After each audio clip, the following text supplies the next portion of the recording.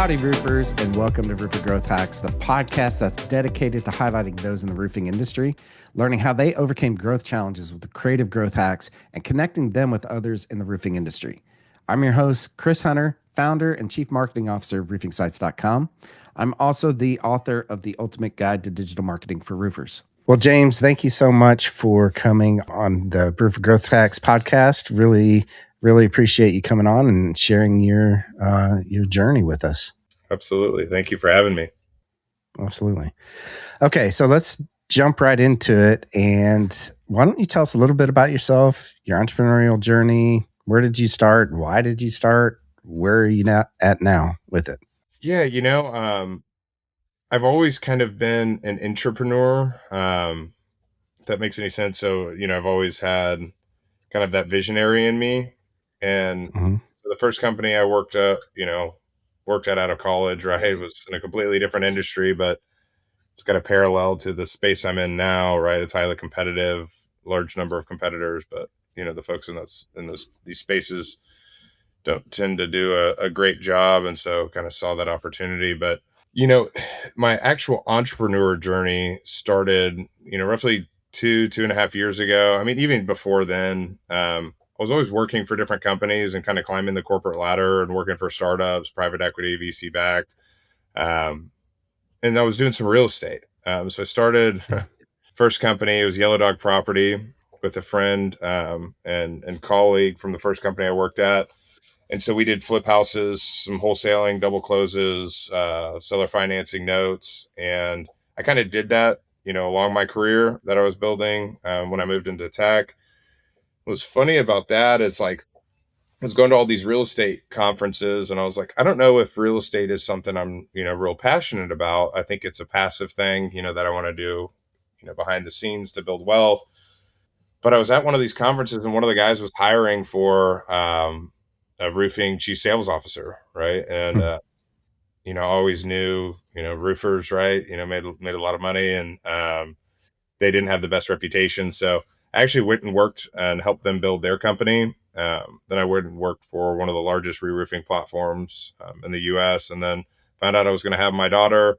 I was talking to one of our subcontractors at the time, and just kind of all the stars aligned. And that's when I started Tarrytown Roofing, which I would say is like my first real business that is set up to scale. What time frame was that? It was roughly just under 2 years ago, actually. So we're a newer company. Okay. 15, 16 people on the team right now. We've got big growth goals. Okay. Just trying not to break too much as we grow and scale, right? Yeah. I find that it's awful hard to, things just break, right, all the time. And you just have to roll with the punches and fix them, as they break. So where are you at, right? Like physically, where are you guys at in the country? In the country, yeah. So we're in Austin, Texas, west side of downtown, just up against Mopac in a place called Heartland Plaza. I actually used to work out of this kind of larger office space. But what was unique about it is there's a lot of builders, real estate folks, title companies, right? Just all in a very close proximity. Mm-hmm. If anyone's followed like kind of the WeWork and the documentary, like proximity is like key, right? But this is, a very nice space. It's got Trackman golf studios in it, right? We've got conference rooms available to us, and we're looking to very likely just increase the size of our office space right here shortly. Okay, that's cool. And you'd mentioned that you're kind of right backed up into pretty good neck of the woods there. Why don't you talk into that and really the decision on locating your office right there? Yeah, and I think it goes back to like why name it Tarrytown Roofing. It's not like I grew up in Tarrytown, right? I get the question a lot. My sister actually lives in Tarrytown. We looked at kind of our ideal customer profile, and it's like, who are they? Well, they're C-level executives, right? They're in private equity. They own a business. They own a business that also has a roof, right? It's Right. kind of a clear path from residential to commercial.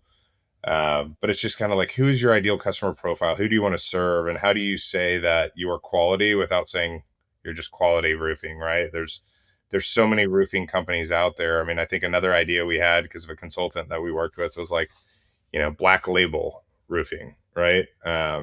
Yeah. And we landed on Tarrytown. Not that we just do roofs in Tarrytown, right? But it's like if you can do a roof, a specialty roof in Tarrytown, you can do a very simple shingle roof, right? And what's Yeah. interesting about it is most people don't even execute on the simple things well, and so yeah, it's how we've been able to kind of come into the market and differentiate ourselves like very easily just by the name. And then another kind of piece of it was when your office is close to the neighborhood that you work in and your name is also in the neighborhood name, when someone searches roofer in Yeah. Tarrytown, right?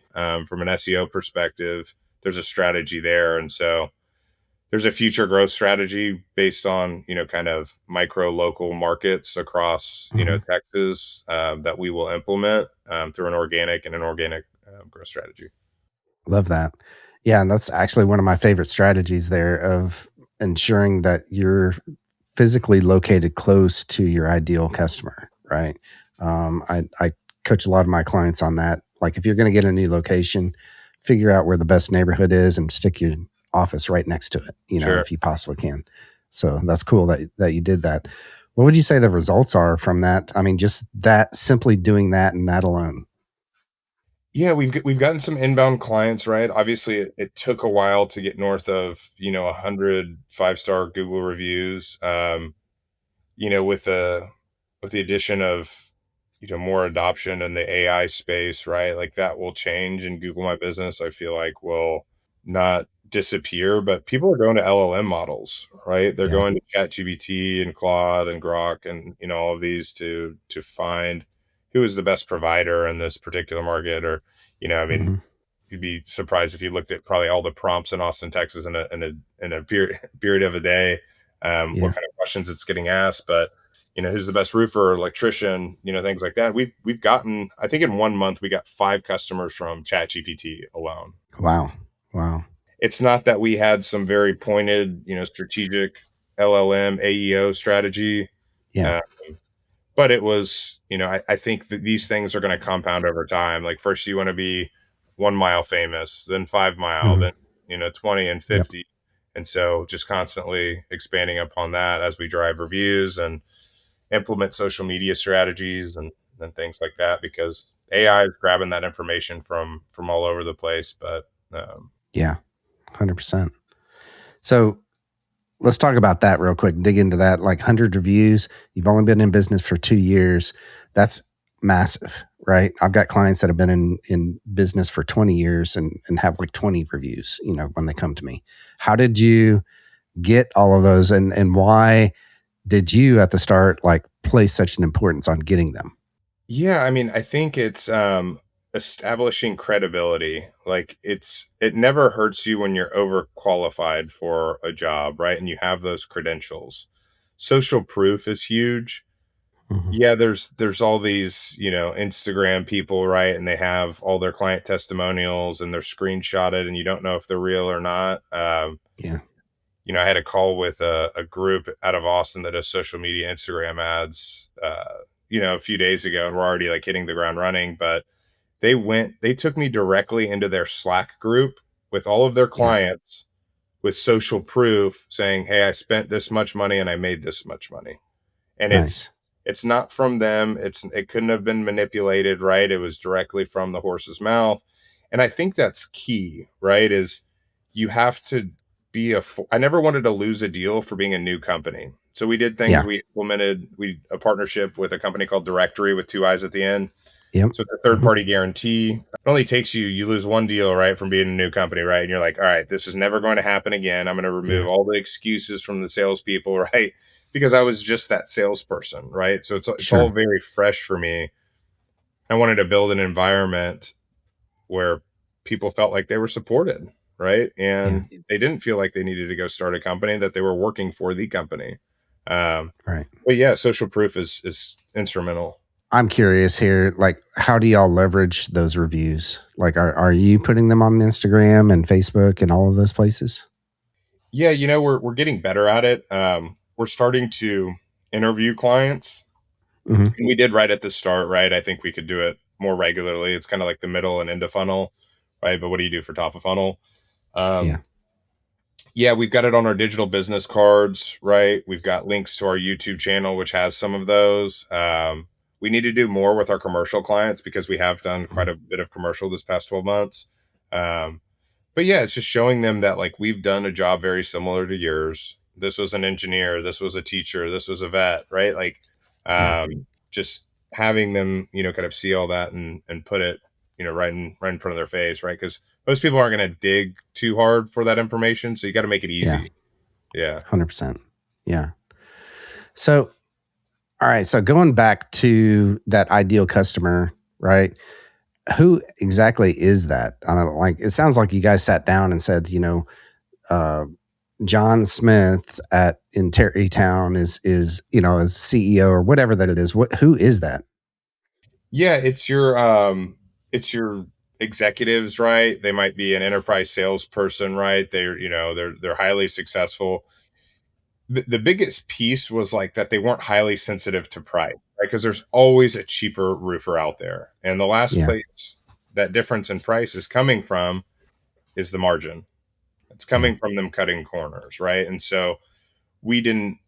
What's funny is the first house we did was a mobile home up in Temple, and I was actually on the roof throwing shingles, right? Because I told the guy we'd get it done by the time he got home from work, and we finished at Yeah. 3:30. But we would have been cutting it close if I hadn't have gotten in there and helped. But that was one of the best clients that I've ever had. He was so grateful. He got us a gift when I had my daughter. That's And cool. it meant a lot, but it wasn't necessarily the guy that had this huge $10 million house in Tarrytown, right? It was Yeah. He had a great life, and a great family, and all of those things. And so it's like, yeah, you always kind of have to pivot and change, like, and keep your doors open to most folks, right? But it's like Hmm. the majority of the work we want, like, who is that? And it's your executive, like, they own a business, they understand that the cost of doing things wrong is the cost of Yeah. doing it wrong plus the cost of doing it right, and that they have a high attention to detail. Like, we're going to over communicate, like, we're going to make sure their property is protected. They value those things, over Yeah. just saving $1,000, right? Hmm. Yeah. 100%. I mean, and really the biggest part of all of that is if your margins are small, right? Like you said, you're going to have to cut corners, and they're not going to get as good of a product as if you're able to, you know, provide a good product, and a good service. Absolutely. So, all right, you're 2 years into it at this point, right? And you've got, you said 15 employees, 16 employees. Yeah, 15. Yeah. Are you guys running like any kind of framework for your business, like entrepreneurial operating system or anything like that? Yeah, it's interesting. I'm actually going back through the book Traction, Yeah. and yeah, we've got an EOS dashboard for the CRM, that I'm a co-founder in, BuilderLync, Mhm. LYNC, and we already have MVP. It's launching. It's live. Great product, but yeah, part of that is, right, to keep people on track and focused, and who's doing what, who's accountable, right? Like, just bringing structure to it. Yeah. And so we're all going back through the book, and really just implementing some of those things. But I would say, in terms of like a structure as a business right now, what we're focusing on is, for most roofing companies, you have these like team lead type, sales leader Mhm. roles, and they're responsible for recruiting, hiring, onboarding, all the interviews, getting the people in the seats, teaching them roofing, production, cradle to grave, like everything. And Yeah. that takes a lot of time just for one person, developing one Right. person. So how do we scale that and save them time? So we've created, with a consultant, an LMS system, right, where it has all the videos of what is a shingle roofing system, a metal roofing Mhm. system. How do you build it, right? How do you sell it? How do you fill out a proposal using our CRM, right? How do you Yeah. use the company cam software, right, for photos? How do you use BuilderLync, right? All of these things are highly important. And so if they can self learn and go through that themselves, and we're hiring ex software people or folks that just lost their jobs, right? Yeah. In a horrible job market, it allows them to learn without doing ride alongs, right? Right.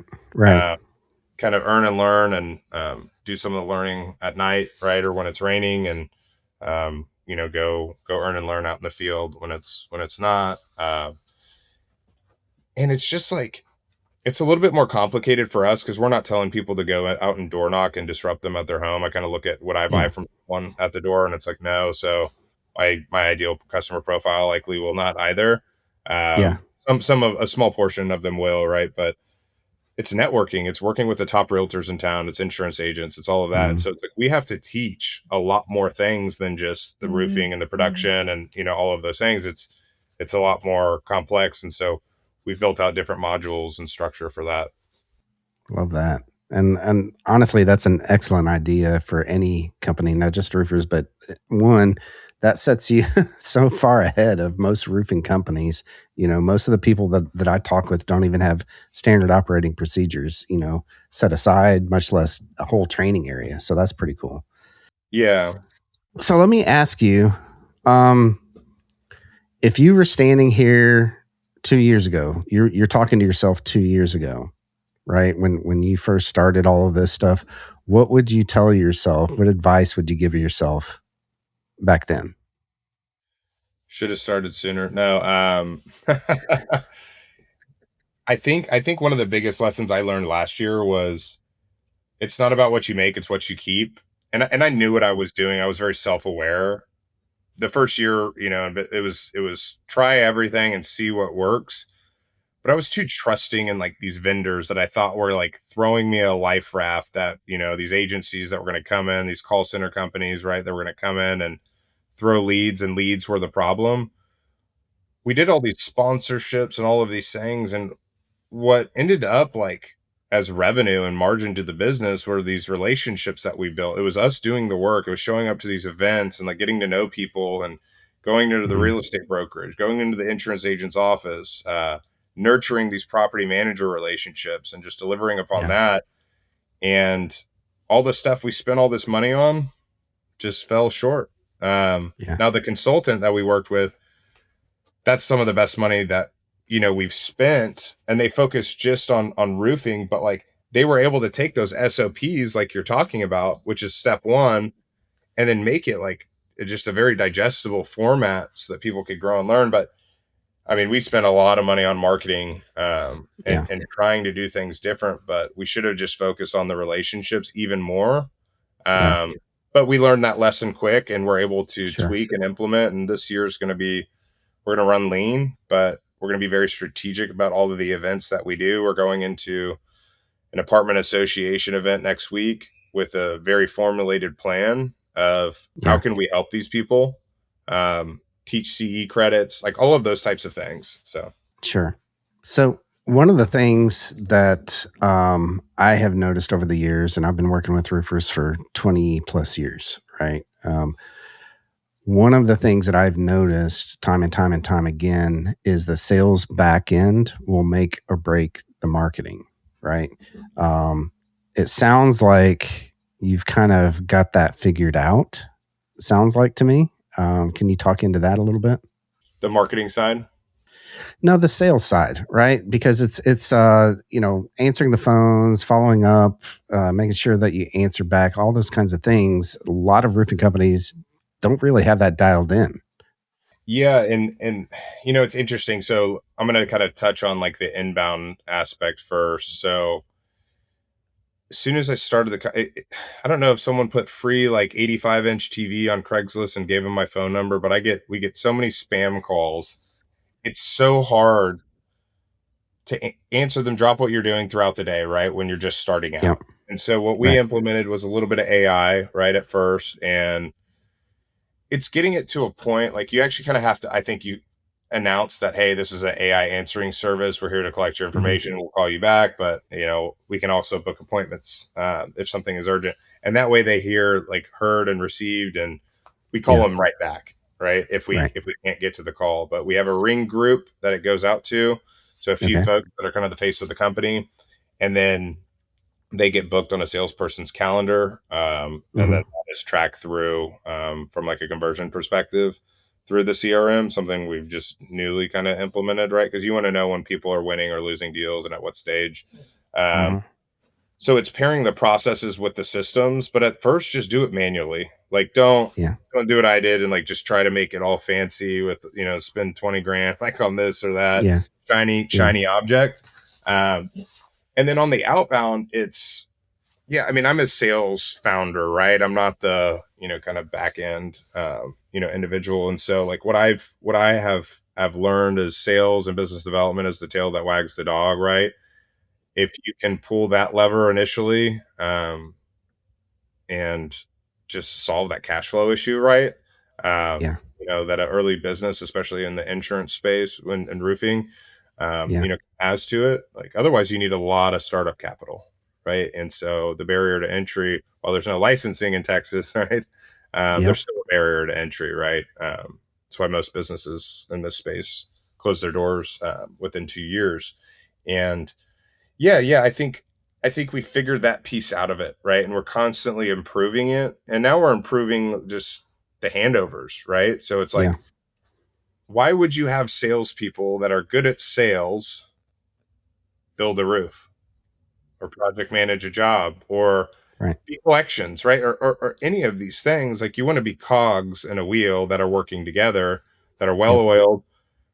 And if we can save 10 minutes a day across Mm-hmm. every salesperson on our team by one little thing, and it's a high impact, low effort thing to do, Yeah. we make that change first. And then it's, Right. okay, what's the next 5 minute thing a day that we can save them time? One of those examples is why is everyone still picking up checks when you can Yeah. send an ACH request, Right. right? And that house is 30 miles away if they're, Yeah. further out. So yeah, just little things like that. And then how can we improve margins? And, we get into all that kind of back end stuff to increase the margin across the board. But that's something that we as a company should be doing from the feedback from the salespeople. And that's all we've done is we've just seen things Yeah. and implemented them, and we've listened to our people, right? That's the biggest Yeah. thing. Well, it sounds to me like you failed fast on certain initiatives, right? Is that you tried it, worked, didn't work, next one. Tried it, worked, didn't work, right? And iterated on that. That's what it sounds like to me. Yeah, we failed forward, right? I've learned $5,000 lessons, $30,000 lessons, right? Mm-hmm. $100 lessons, but at the end of the day, you learn the lesson, and you just don't. You just don't kind of say what's like insanity, just repeating the same thing over and over with a similar result. You don't let it beat you up though. You don't sit in a corner and just like not. You just okay. You brush it off. You brush it off as Mm-hmm. fast as possible, and you move on to the next thing. Okay, that was a bad idea. Well, that was kind of Yeah. fun, but Yeah. could have spent that money elsewhere. But we're on to the next thing, Uh-huh. and it's pivoting and kind of changing what you do next. 100%. So what would you say, you're in with your peers, sounds like in networking with other groups and all that kind of stuff. What do you think that some common mistakes are for new roofing companies? I think they underestimate how many sales they need to make. I think Mm, they ignore the financials, and ignorance is bliss. And I don't yeah. know that. That's uncomfortable. That's whatever. You've got to work on yourself, and you have to Yeah. become the best version of yourself, or your company won't get to that next level. Yeah. You are the limiting factor to your company's growth. And if you can't handle all the people problems in the business, right, and you're not capable of showing up and working harder than everyone else, right, you're not going to grow.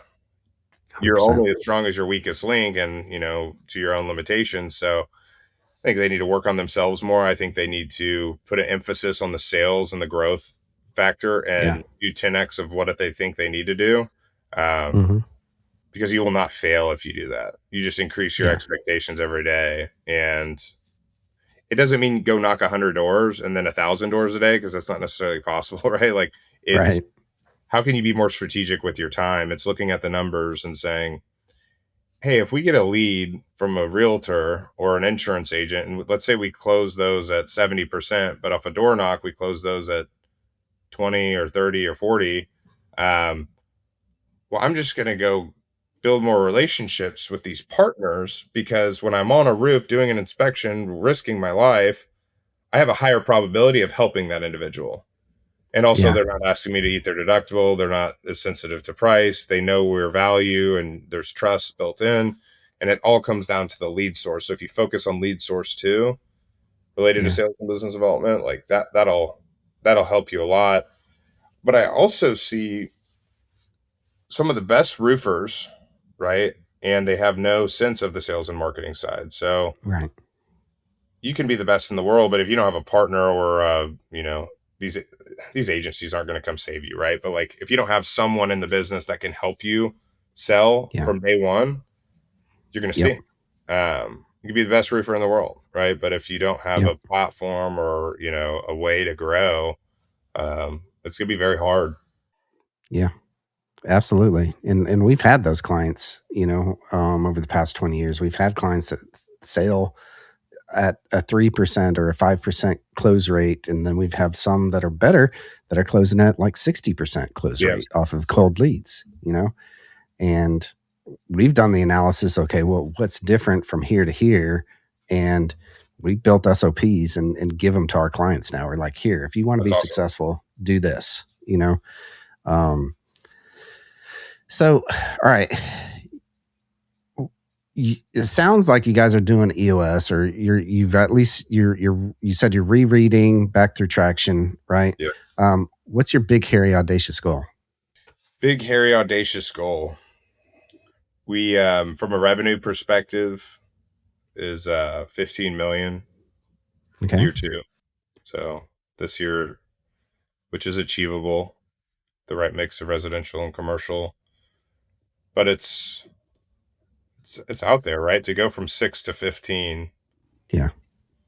takes a Yeah. lot of growth personally and as a business. So, Yeah. it's backing into like what we need to do from an activity perspective. And um, I wouldn't say that's the end all be all, right? Mm-hmm. But if all of our people are successful and they all sell over, a million and a half, right? And I know that's kind of loose, Yeah. but we've done well, right? We've gotten our people into a place, into a nice groove so that we have a good foundation.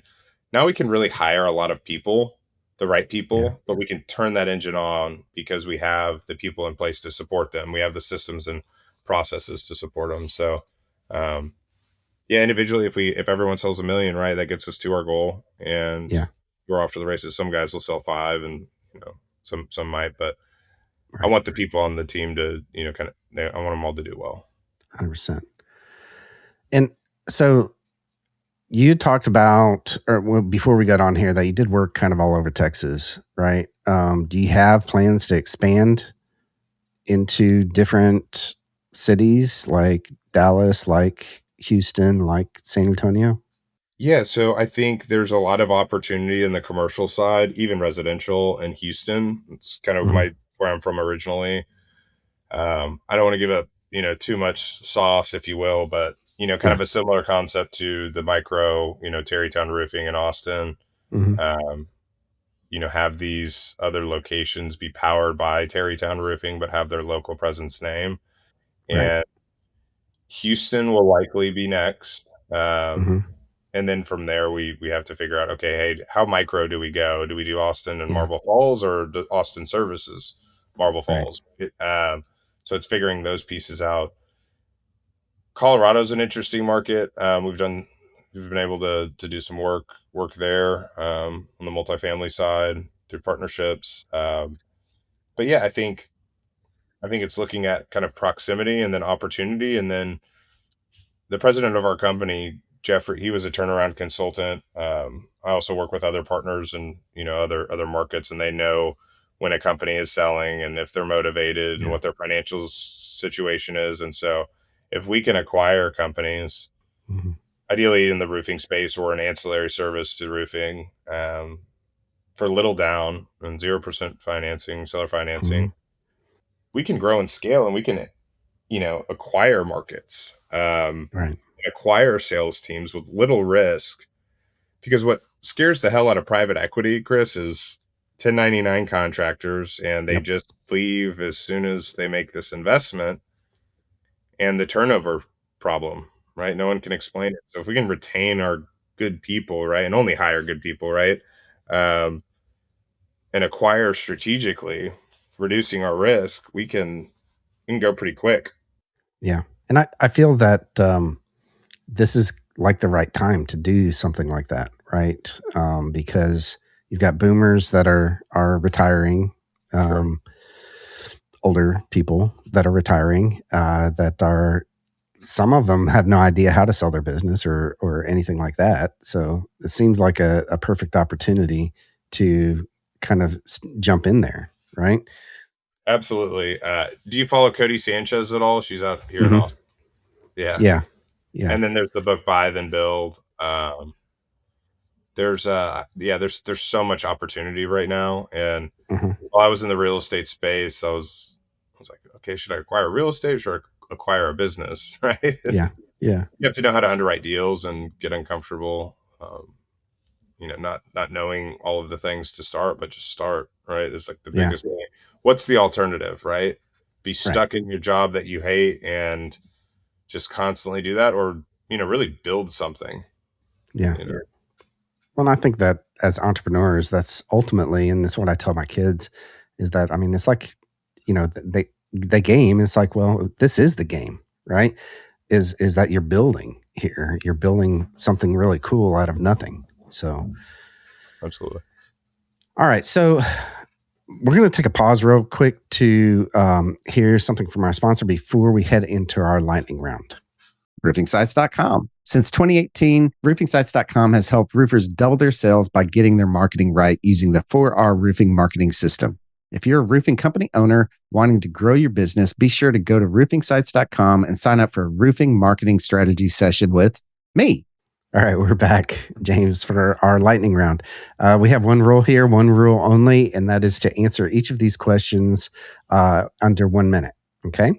Perfect. All right, so let's start off with the first one. What is your favorite personal hack? This could be a book, podcast, whatever. We're roof for growth hacks.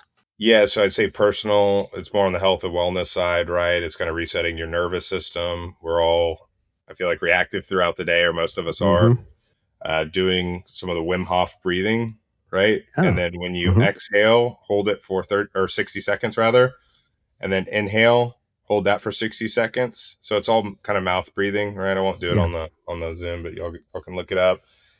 And then you just kind of sit there and meditate for just 5 minutes. yeah, It's been the most effective thing. I learned some of those things from Joe Dispenza, a retreat I went to earlier this year, but breath work, it is a total hack. And I've tried everything else. This is it. nice. Love that. All right. Here's the next question. What is your favorite business hack now? Same thing. Could be a book, podcast, whatever. Anything goes here. Yeah, is a book I read maybe 4 or 5 years ago. It's called Who Not How. Mm-hmm. You don't have to do everything yourself. Find people that, where it aligns, where they like doing it, they're good at it, and they can make money doing it, and put them in that seat and delegate. Don't try to do everything yourself. It's a difference between a scarcity and an abundance mentality, and it's the biggest mindset shift I've ever had. Yeah, 100%. Another good book to throw on top of that, not to steal your thunder here, but is um, Dan Martell's book, Buy Back Your Time. Yep, I've got that on the Another shelf. good one. Yeah, Yep. Okay. absolutely. Next question. What is the best advice that you've ever been given? And you get bonus points here for if you tell us how you actually applied it. Treat the janitor the same as the CEO. Nice. And who gave that to you? My grandfather. Yeah. Grandfather. Nice. Yeah. And some of these people, right? It's like you hold on to things that you learn from other people and you regurgitate it and reform it, but it's just treat people well. It's just a Mm-hmm. way to go through life. And I have had time and time again instances where I've given and I've given and I've given, and then I receive. If Yeah. you give to the right people, but I treat it kind of everyone the same without being taken advantage of. And it comes back tenfold. And sometimes that janitor introduces you to the CEO. Yeah. Right. It's wild. Yeah. Um, That's awesome. Yeah. Yeah. There's a guy that I follow online that's like his kind of thing, right? He's constantly giving money to people. I don't remember his name now off the top of my head, but I see him. It's the same idea is that, he gives like this $10,000 to someone that is just kind to him, Sure. So, all right. Last question. How can the Roofer Growth Hacks family get in touch with you? How can we support you and encourage you moving forward? Yeah, absolutely. I mean, I think in terms of getting in touch with us, you can just go to our Instagram. It's at Tarrytown. It's TARRYTOWN_roofing. That'd be the easiest way. We monitor that regularly. We also, I'm a co-founder in a software called BuilderLync, LYNC, and it's the most disruptive software. I'm a little biased, right? But I've seen what everything else can kind of do. Just come check out a demo of the software on the website, builderlync.com. That's cool. Awesome. Yeah, if we had more time, we'd probably have to dig into that, I think, Absolutely.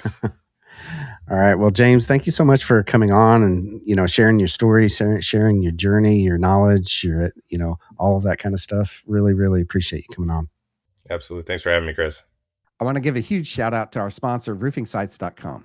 Since 2018, roofingsites.com has helped roofers double their sales by getting their marketing right using the 4R roofing marketing system. If you're a roofing company owner wanting to grow your business, be sure to go to roofingsites.com and sign up for a roofing marketing strategy session with me. Also, this past year, I published my book, The Ultimate Guide to Digital Marketing for Roofers. If you're a roofing company owner and you don't have this book in your hands, I will send you a free digital copy. Just go to go.roofingsites.com and I'll send you a free copy of my book. Well, roofers, join me next time when we connect with another great roofing entrepreneur and learn how they hack their growth. Until then, I'm Chris Hunter. Thanks and gig 'em.